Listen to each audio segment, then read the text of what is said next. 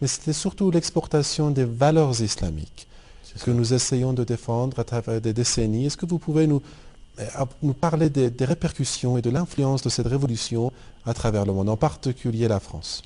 Elles arrivent, les valeurs islamiques arrivent partout dans le monde.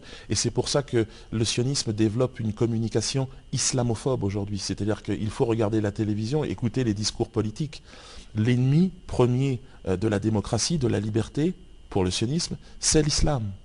C'est pour ça que beaucoup de gens aujourd'hui beaucoup de chrétiens, les chrétiens, alors que le sionisme a tué le Christ.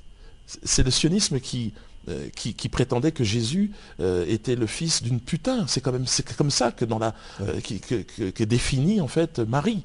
Alors que dans l'islam, il y a un respect, non seulement un respect, mais Jésus annonce la venue du prophète, et donc, enfin la venue du messager. Et donc c'est pour ça qu'il y a énormément de travail à faire pour convaincre aussi, comme ça se passe au Liban, les chrétiens aujourd'hui, d'arriver dans ce grand mouvement islamique, qui est un mouvement universel. L'islam n'est pas une frontière. L'islam, c'est la porte vers la liberté. Il y a vraiment, on l'a senti ces dernières années, on est passé vraiment dans une phase de guerre médiatique ouverte face au monde musulman.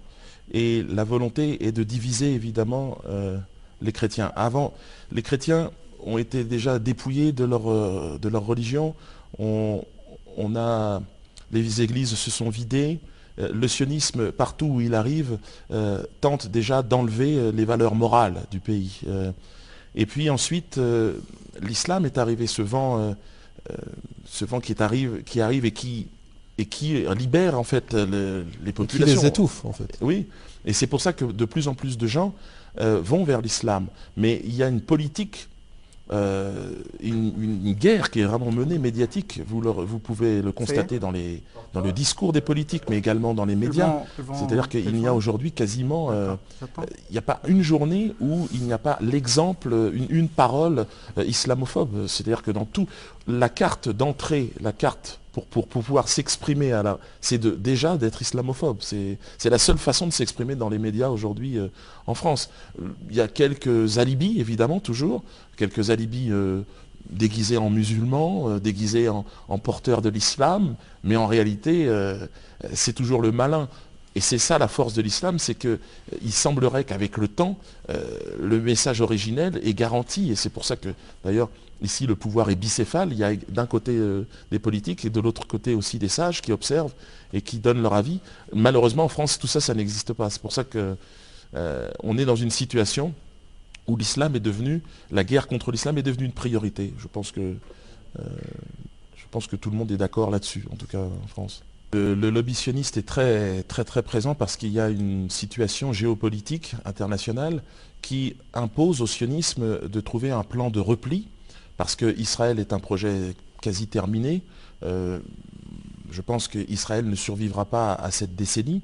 Et donc, fatalement, les sionistes les plus hystériques, ceux qui ne sont pas ouverts au dialogue, vont être obligés de bouger. Et donc, ils vont certainement arriver en France parce que le président de la République est un sioniste invétéré, et les médias, et la plupart des structures aujourd'hui d'État, des institutions françaises sont sous contrôle du sionisme. On a vraiment l'impression que le sionisme se prépare à bouger, en fait. Et je pense que la France est un point de repli, peut-être intermédiaire, avant les États-Unis. Mais bon, en tout cas, ce qui est certain, c'est que après Israël et les États-Unis, je crois que Paris est devenu aujourd'hui l'une des capitales du sionisme. 4 sionistes m'ont agressé dans le dos, évidemment. Je me suis fait agresser à d'autres, mais de manière générale, je ne me fais plus agresser maintenant. Il faut savoir que le sioniste est lâche. En plus de ça, moi je suis un combattant par la force des choses, j'ai fait des arts martiaux et je me défends. Et ce que je peux vous dire, ce qui est étonnant, c'est que même à 4 contre 1, ils ne trouvent pas la force. Non, mais leurs coups sont légers. C'est-à-dire, c'est comme si c'est quand même des caresses. Vous voyez. Donc, bien sûr que dans d'autres endroits du monde, ils utilisent des armes à feu.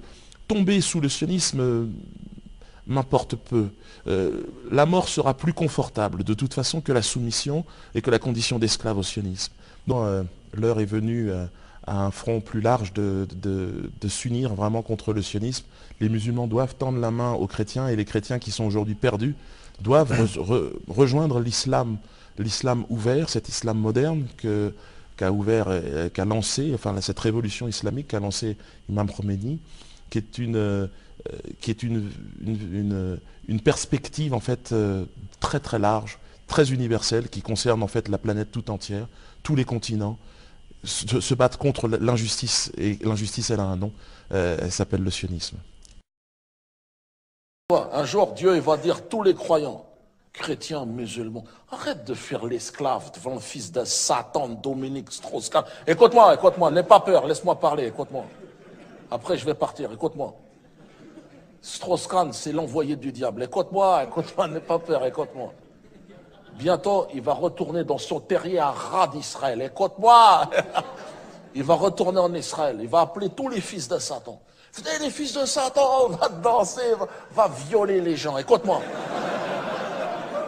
Quand tous ces fils de Satan, ils vont être rassemblés là-bas, Dieu il va se retourner vers tous les croyants comme ça.